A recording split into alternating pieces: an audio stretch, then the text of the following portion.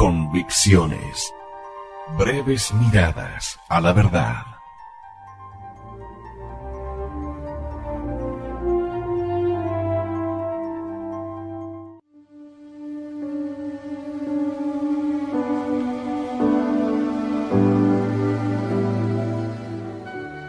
La Cristiada.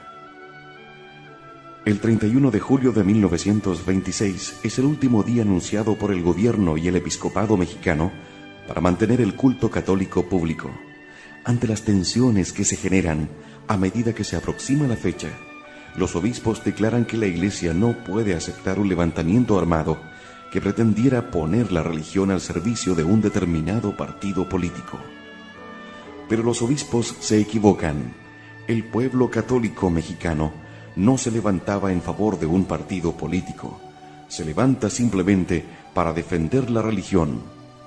Ni el gobierno anticlerical, ni la jerarquía eclesiástica ha considerado la posibilidad real de que se produzca un levantamiento armado de grandes dimensiones. En todo caso, para el 31 de julio se esperan pequeños brotes de violencia. Los gobernantes revolucionarios creen que los católicos se reducen a beatas y ancianos. De todas formas, el gobierno da las órdenes oportunas para reprimir cualquier intento de oposición a la supresión del culto. 2 días antes, en Puebla, es fusilado un anciano, José García Farfán, cuyo delito fue poner en su tienda un cartel que rezaba: ¡Viva Cristo Rey!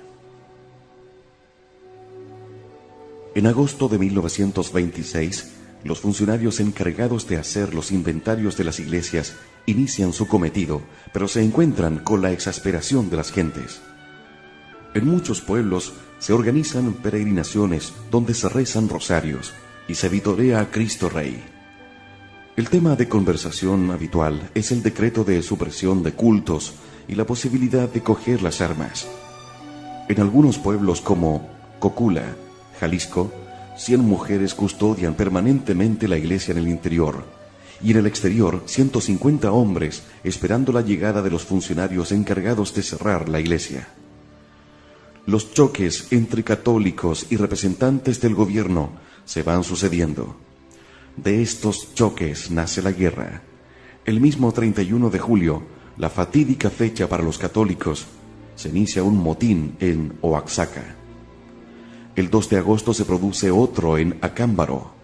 El 3 de agosto se entabla un auténtico combate en Guadalajara, en el santuario de Nuestra Señora de Guadalupe. En cuanto corre el rumor de que el gobierno va a ocupar el santuario, una multitud acude a protegerlo encerrándose dentro. El ejército interviene contra los católicos que acuden con cuchillos y palos a defender su santuario. Tras un día de combates callejeros, el ejército consigue negociar la rendición del santuario. A mediados de agosto es asesinado el cura de Chalchihuites y 3 seglares, provocando estos crímenes levantamientos en Zacatecas. Durante el mes de agosto se producen 6 levantamientos de diferente consideración y suerte. El primero, en Cocula, estalla cuando las mujeres se amotinan contra los funcionarios que van a detener al párroco. El redoble de las campanas hace acudir a varios cientos de personas frente a los que 35 soldados federales nada pueden hacer. El pueblo queda 2 meses sin autoridades gubernamentales y se prepara para el levantamiento cristero. Otros levantamientos son impedidos in extremis con ejecuciones sumarias de los posibles cabecillas. De septiembre a diciembre se van sucediendo alzamientos cada vez más intensos. En Pénjamo, el antiguo alcalde levanta a 1.500 personas de toda edad y sexo, sin más armas que piedras, palos y hondas. Exterminan a Guarnición, pero la presión del ejército federal, que acude rápidamente, les obliga a dispersarse. En casi todas las poblaciones que intentan sublevarse ocurre lo mismo. Un pueblo sin armas ni preparación, solo con su voluntad y su fe, intenta enfrentarse a un ejército regular. Los alzamientos no pueden durar mucho. pero es un pequeño fuego que se va extendiendo. Los pueblos como Santiago Vallacora, a las puertas de Durango, la población combate igualmente contra la guarnición del ejército, pero ante la llegada de refuerzos gubernamentales, huyen las familias a las montañas, abandonándolo todo. Sin embargo, los partes de las comandancias militares correspondientes a esos meses informan constantemente de que no hay problemas militares en las respectivas zonas. Parece que la guerra cristera ha muerto antes de empezar. Pero con los meses la guerra cambiará de signo. En Durango, la guerra acabará costando al gobierno 5 regimientos y varios generales. Decenas de alzamientos se siguen produciendo en septiembre de 1926. Por fin las partidas cristeras consiguen sus primeras victorias, pero no pueden consumarlas por falta de munición. El gobierno recrudece las represalias y de cara a la opinión pública niega que exista una guerra en estado latente. De hecho, la Unión Popular aún no ha declarado oficialmente la guerra ni ha pasado a la clandestinidad. Sin embargo, los levantamientos se siguen sucediendo y la realidad se impone. De agosto de 1926 a diciembre del mismo año, se contabilizan 64 levantamientos armados, todos ellos espontáneos aislados, careciendo de coordinación, pero el espíritu que los anima es el mismo. Un cristero de Santiago Vallacora, Durango, Francisco Campos, lo refleja en una carta. El 31 de julio de 1926, unos hombres hicieron que Dios, nuestro Señor, se ausentara de sus templos, de sus altares, de los hogares de los católicos, pero otros hombres hicieron porque volviera otra vez. Esos hombres no vieron que el gobierno tenía muchísimos soldados, muchísimo armamento, muchísimo dinero para hacerles la guerra. Eso no vieron ellos. Lo que vieron fue defender a su Dios, a su religión, a su madre, que es la Santa Iglesia. Eso es lo que vieron ellos. A esos hombres no les importó dejar sus casas, sus padres, sus hijos, sus esposas y lo que tenían. Se fueron a los campos de batalla a buscar a Dios nuestro Señor. Los arroyos, las montañas, los montes, las colinas, son testigos de que aquellos hombres le hablaron a Dios nuestro Señor con el santo nombre de Viva Cristo Rey, viva la Santísima Virgen de Guadalupe, viva México. Los mismos lugares son testigos de que aquellos hombres regaron el suelo con su sangre y, no contentos con eso, dieron sus mismas vidas porque Dios nuestro Señor volviera otra vez. Y viendo Dios nuestro Señor que aquellos hombres de veras lo buscaban, se dignó venir otra vez a sus templos, a sus altares, a los hogares de los católicos, como lo estamos viendo ahorita, y encargó a los jóvenes de ahora que si en lo futuro se llega a ofrecer otra vez, que no olviden el ejemplo que nos dejaron nuestros antepasados. Un verdadero espíritu de cruzada anima a aquellos hombres que contra toda esperanza humana fueron a los campos de batalla a buscar a Dios. El 18 de noviembre de 1926, Pío XI publica la encíclica Iniquis Affectique, denunciando los atropellos que sufre la Iglesia mexicana, demostrando su admiración por el pueblo resistente y por aquellos jóvenes que ofrecen sus vidas al grito de ¡Viva Cristo Rey! La presión del pueblo católico es imparable. Una guerra en toda regla se avecina. De los 118 municipios del estado de Jalisco, 20 se han levantado en armas en los primeros meses. La Liga pasa por fin la consigna. Es lo único que hace prácticamente durante toda la guerra, de iniciar un levantamiento armado generalizado para el 1 de enero de 1927. Mientras, el gobierno comete un error estratégico.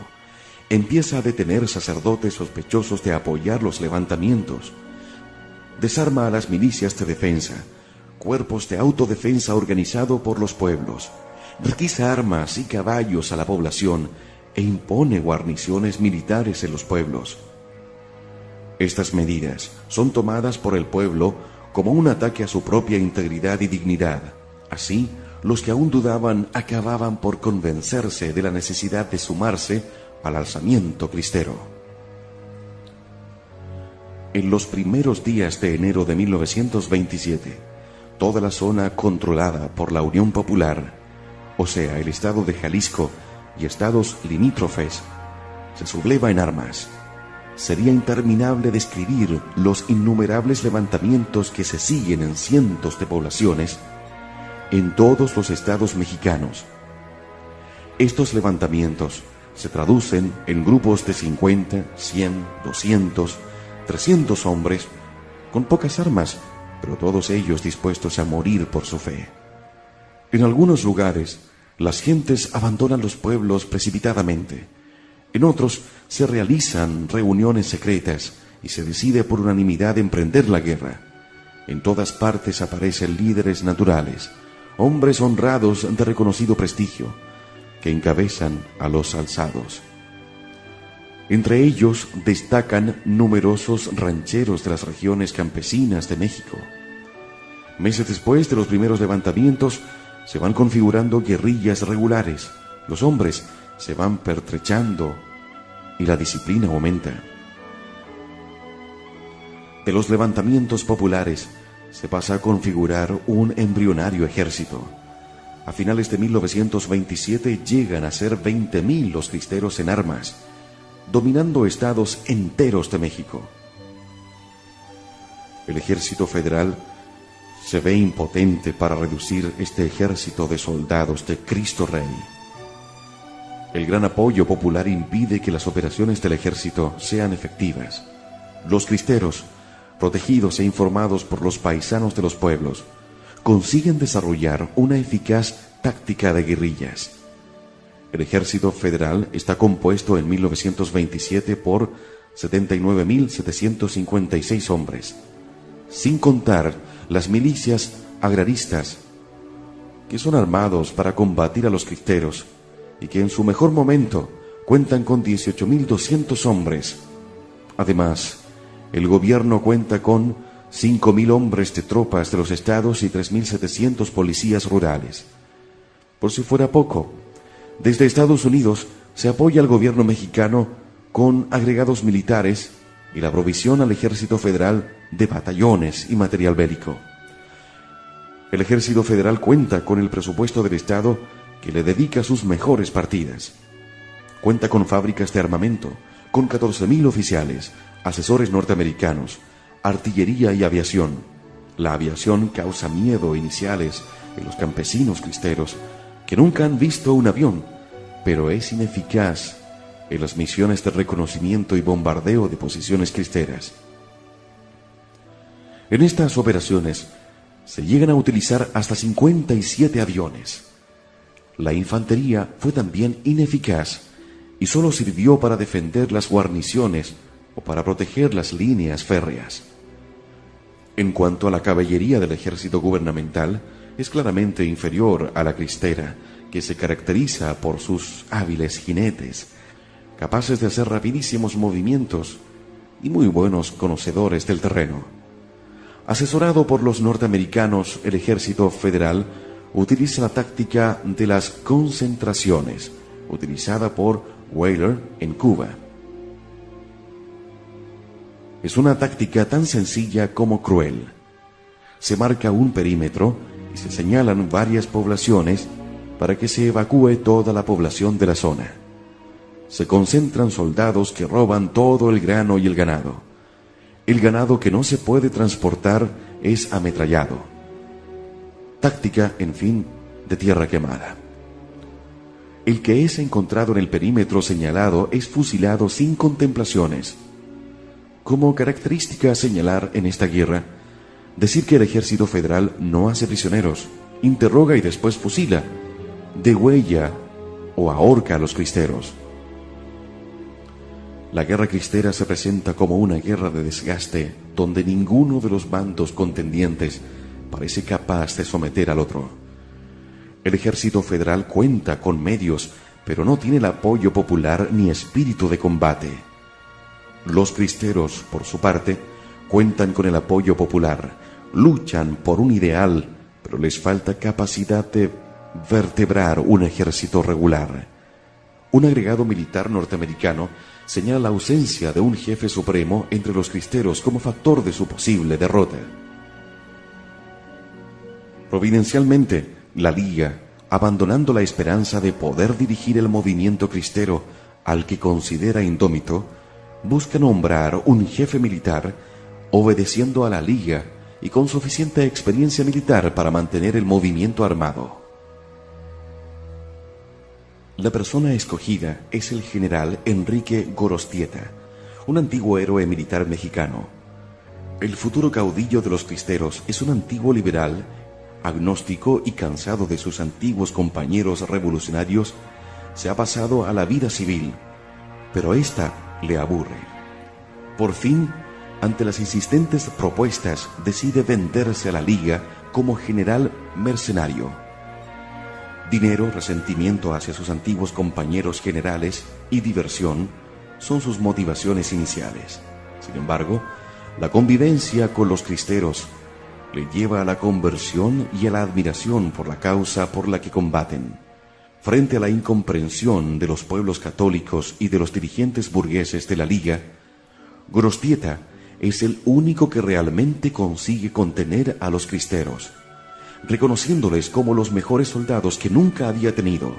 Esta causa es santa, afirmaba, y con esos defensores es imposible que se pierda. Claro síntoma de la descoordinación total entre la Liga y los cristeros es que Gorostieta tarda más de 2 meses, una vez nombrado, en encontrar a los primeros cristeros. Tras hacerse con el mando, superando las primeras reticencias, inicia una impresionante labor de organización, coordinación, abastecimiento e instrucción en la guerra de guerrillas. Su labor no es estéril y pronto da frutos. En pocos meses, 6 estados son totalmente cristeros: Jalisco, Nayarit, Aguascalientes, Zacatecas, Querétaro y Guanajuato. Gorostieta se convierte en jefe supremo de la insurrección y, poco a poco, se independiza de la ineficaz dirección de la Liga.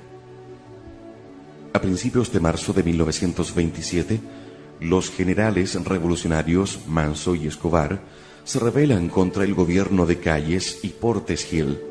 Los enfrentamientos entre generales revolucionarios son aprovechados por los cristeros, que inician una gran ofensiva en todo el oeste mexicano.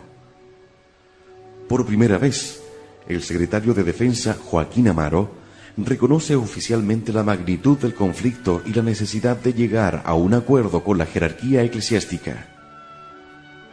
La situación para los federales empieza a ser preocupante. Las victorias se sacuden en las filas cristeras. Se llegan a contabilizar más de 50,000 cristeros, esta vez organizados, recorriendo el país. La caballería cristera puede entrar en prácticamente todas las pequeñas poblaciones mexicanas donde se celebran misas de acción de gracias y se restaura temporalmente el culto. El ejército federal poco a poco se retira, dejando zonas enteras en manos del gobierno provisional de los cristeros, que las más de las veces es ejemplar. Los agraristas abandonan las armas y los campos. Solo las grandes ciudades y las vías férreas quedan en manos de los federales. Los cristeros se especializan en los sabotajes y asaltos a trenes, de tal forma que el ejército federal se queda prácticamente bloqueado. Las deserciones en el ejército federal empiezan a ser frecuentes, contabilizándose más de 28,000 en 1928. En un intento desesperado, el ejército revolucionario concentra todas sus fuerzas en Guadalajara para evitar que una importante ciudad caiga en manos cristeras. es un último intento de acabar con los cristeros. Se concentran más de 35.000 soldados, pero todo es inútil. El gobierno ya no se puede pagar a los soldados, ni siquiera a los funcionarios. El resto de México queda a merced de los innumerables levantamientos cristeros. El fin del conflicto parece que es cuestión de pocos meses. El gobierno, desesperado, inicia un proceso de aproximación a la Iglesia y negocia los llamados arreglos con el fin de evitar la derrota. La única forma de impedir el triunfo de la contrarrevolución es consensuar con las autoridades eclesiales la reapertura del culto católico. En el fondo se trata de una táctica para desarticular el movimiento cristero. Según los arreglos, las leyes anticlericales quedan sin aplicación, pero no se derogan. A cambio, se exige a los prelados que hagan un llamamiento a los cristeros para que abandonen las armas. Los jefes cristeros intuyen una traición. Aquellos que desprecian a los cristeros, los revolucionarios, ciertos prelados y dirigentes católicos de las ciudades han negociado, sin contar con ello, el fin de la cristiada. Todos los cristeros tienen la terrible sensación de que tantos sufrimientos no han servido para nada. Se reabrirán temporalmente las iglesias, pero se pierde la oportunidad de acabar para siempre con la revolución en México.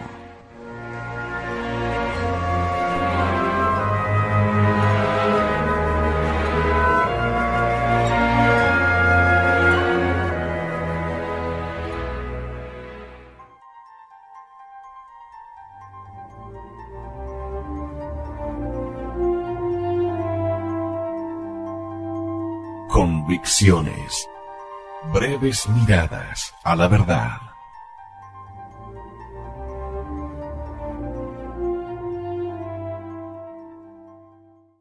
Ante las tensiones que se generan a medida que se aproxima la fecha, los obispos declaran que la Iglesia no puede aceptar un levantamiento armado que pretendiera poner la religión al servicio de un determinado partido político. Pero los obispos se equivocan. El pueblo católico mexicano no se levantaba en favor de un partido político. Se levanta simplemente para defender la religión. Ni el gobierno anticlerical ni la jerarquía eclesiástica ha considerado la posibilidad real de que se produzca un levantamiento armado de grandes dimensiones. En todo caso, para el 31 de julio se esperan pequeños su cometido, pero se encuentran con la exasperación de las gentes. En muchos pueblos se organizan peregrinaciones donde se rezan rosarios y se vitorea a Cristo Rey. El tema de conversación habitual es el decreto de supresión de cultos y la posibilidad de coger las armas. En algunos pueblos como Cocula, Jalisco, 100 mujeres custodian permanentemente la iglesia en el interior, y en el exterior 150 hombres esperando la llegada de los funcionarios encargados de cerrar la iglesia. Los choques entre católicos y representantes del gobierno se van sucediendo. De estos choques nace la guerra, brotes de violencia. Los gobernantes revolucionarios creen que los católicos se reducen a beatas y ancianos. De todas formas, el gobierno da las órdenes oportunas para reprimir cualquier intento de oposición a la supresión del culto. 2 días antes, en Puebla, es fusilado un anciano, José García Farfán, cuyo delito fue poner en su tienda un cartel que rezaba: ¡Viva Cristo Rey! En agosto de 1926, los funcionarios encargados de hacer los inventarios de las iglesias inician su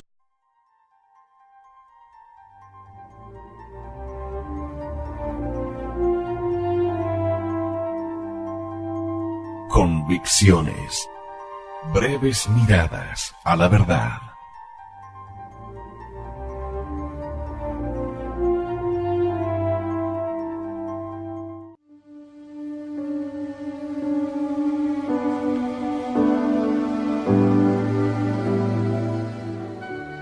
La cristiada. El 31 de julio de 1926 es el último día anunciado por el gobierno y el episcopado mexicano para mantener el culto católico público. El mismo 31 de julio, la fatídica fecha para los católicos, se inicia un motín en Oaxaca. El 2 de agosto se produce otro en Acámbaro.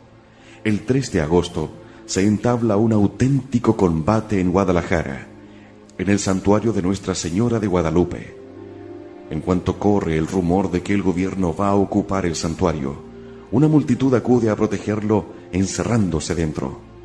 El ejército interviene contra los católicos que acuden con cuchillos y palos a defender su santuario. Tras un día de combates callejeros, el ejército consigue negociar la rendición del santuario.